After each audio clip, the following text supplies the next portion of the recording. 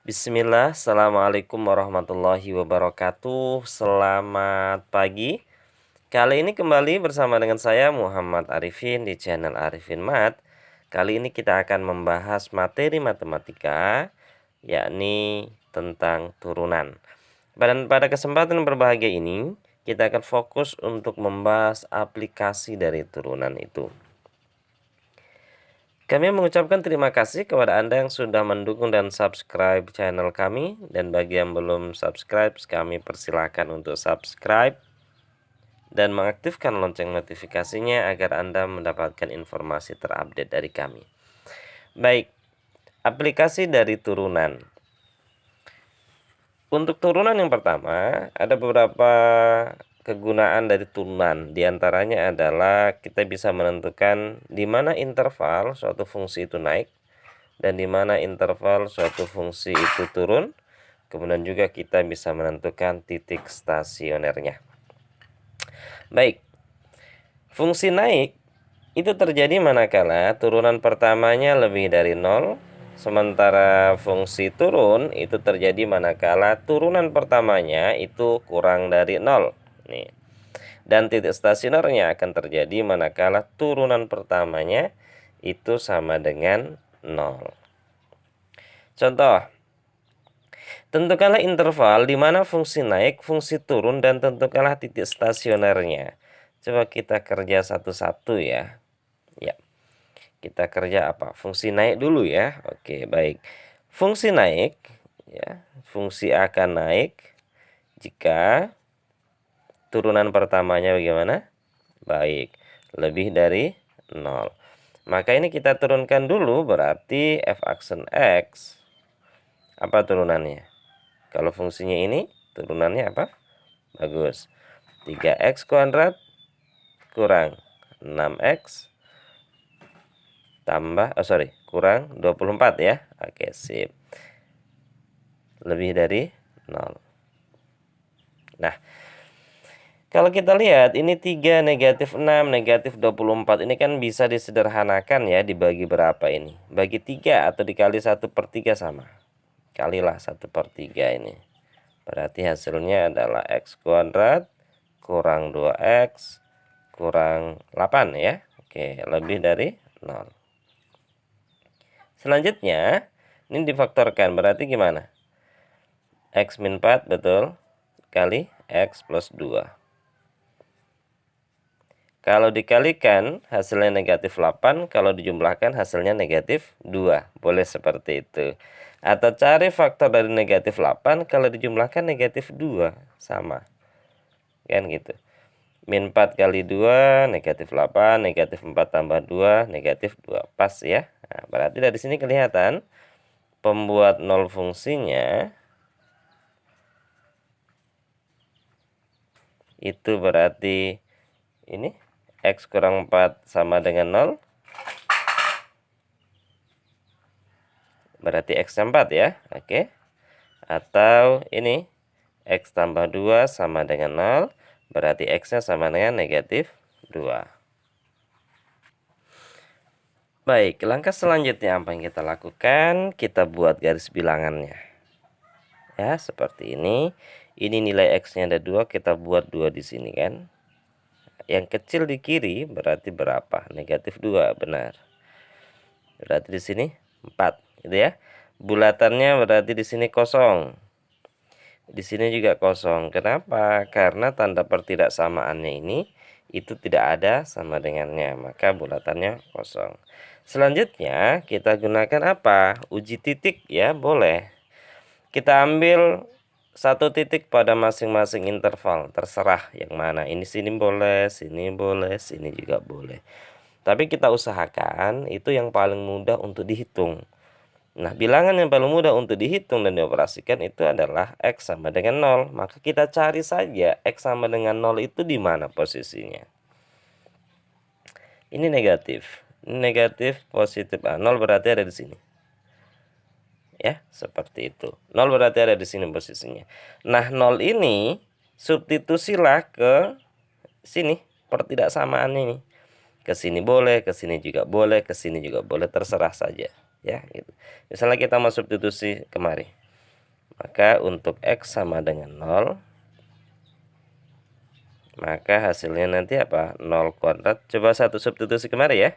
Sini berarti 0 kuadrat kurang dari 0 kurang 8. Itu berapa hasilnya ini? 0 negatif 8. Yang kita butuhkan tandanya sebenarnya ya. Kalau nilainya tidak terlalu penting, yang penting tandanya. Berarti di sini negatif. 0 dari di sini, berarti di sini nanti tandanya negatif. Nah, untuk interval yang lain itu Anda tidak harus mensubstitusi lagi, tinggal Anda lihat saja ini, nanti tandanya itu akan selalu bergantian. Jadi kalau di sini negatif, otomatis di sini nanti positif. Ini sudah bisa dipastikan seperti itu. Negatif berarti di sini positif. Nah, kita lihat di sini bahwa ini lebih dari 0. Kalau lebih dari 0 itu, suatu bilangan lebih dari 0 itu positif atau negatif? Lebih dari 0. Berarti sebelah kanannya 0 ya. Itu positif apa negatif? Positif, benar. Maka nanti kita cari yang positif. Ini kalau positif ke kiri apa ke kanan? Ke kanan. Karena positifnya di sebelah kanan. Kalau ini kiri apa kanan? Kiri, positifnya di kiri. Jadi ketika Anda sudah sampai pada tahap ini, ya, maka nggak usah dilihat yang atas, fokus di sini aja. Nah, seperti itu. Nah, sehingga dari sini kelihatan bahwa daerahnya berarti ini.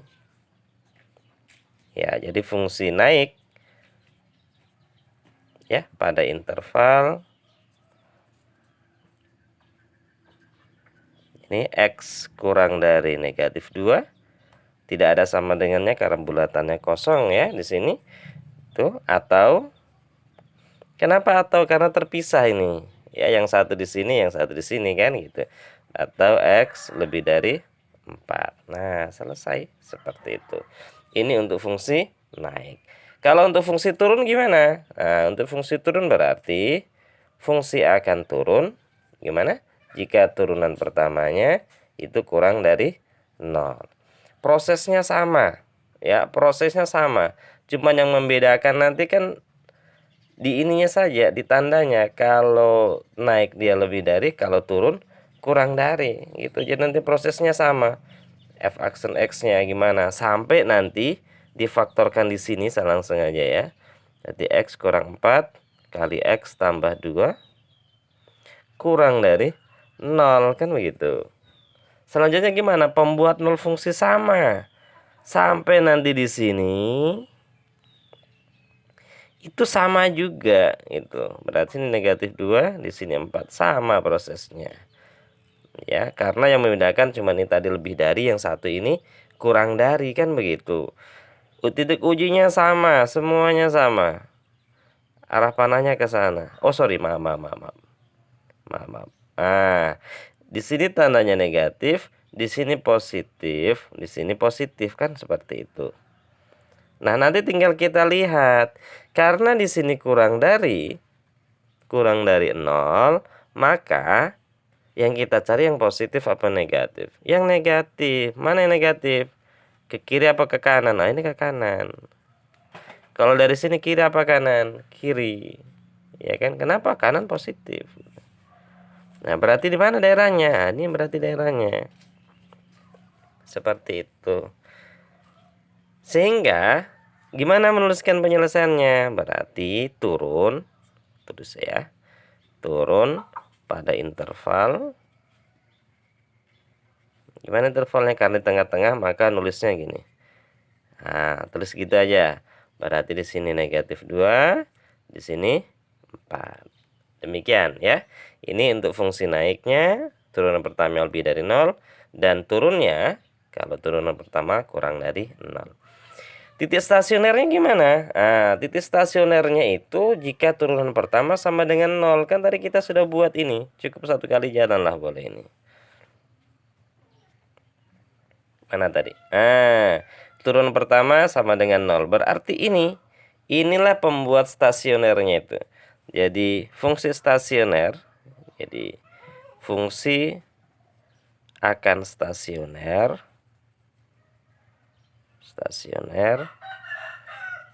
di X sama dengan berapa? Negatif 2 atau X sama dengan 4. Seperti seperti itu. Nah, kalau misalnya diminta titiknya, ini kan hanya X-nya saja. Sementara kalau titik itu berarti gabungan X, Y kan gitu ya. Nah, untuk mendapatkan Y-nya gimana? Substitusi saja ke fungsi awal ini, fungsi awalnya. Seperti itu. Jadi kalau misalnya untuk X sama dengan negatif 2, misalnya kan, maka Y-nya gimana? Maka Y-nya berarti ini sama dengan substitusi kemari. Negatif 2 pangkat 3 kurang 3 kali negatif 2 kuadrat kurang 24 kali negatif 2 tambah 7. Gitu ya. Berarti itu negatif 8. Terus 4 kurang 12 tambah 48. Gitu ya. Terus tambah 7. Nah, berapa hasilnya itu? Tulis sini aja lah. Berarti ini sama dengan min 20 berarti 28 35. Ya, berarti titik stasionernya nanti berapa? Berarti titik stasionernya adalah negatif 2,35. Gitu. Demikian juga kalau X-nya 4. Kita cari untuk X4 ya. Untuk X sama dengan 4.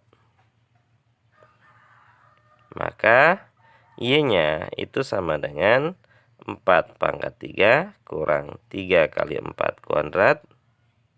Terus kurang 24 kali 3 tambah 7. Ini berapa ini? 64 kurang 16 kali 3. Berapa ya 16 kali 3? 16 kali 3. Sorry. 48. Kurang 48. Kurang 6072 tambah 7. Baik, berapa itu?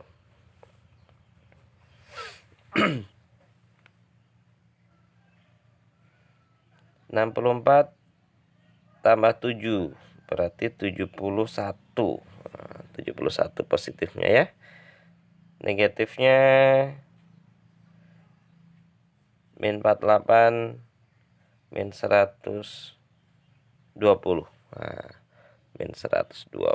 Bolehlah seperti itu. Berarti negatif hasilnya ya. Maaf ya. Ini min ini tambah ini kan gitu ya. Boleh cari selisihnya aja lah itu. Berarti 95. Negatif berarti ya. Berarti negatif 59. Nah, sudah berarti titiknya. Ya. Jadi titik stasionernya berarti di titik negatif 2,35 ini dan 4, negatif 59. Demikian ya. Semoga bermanfaat. Terima kasih. Assalamualaikum warahmatullahi wabarakatuh.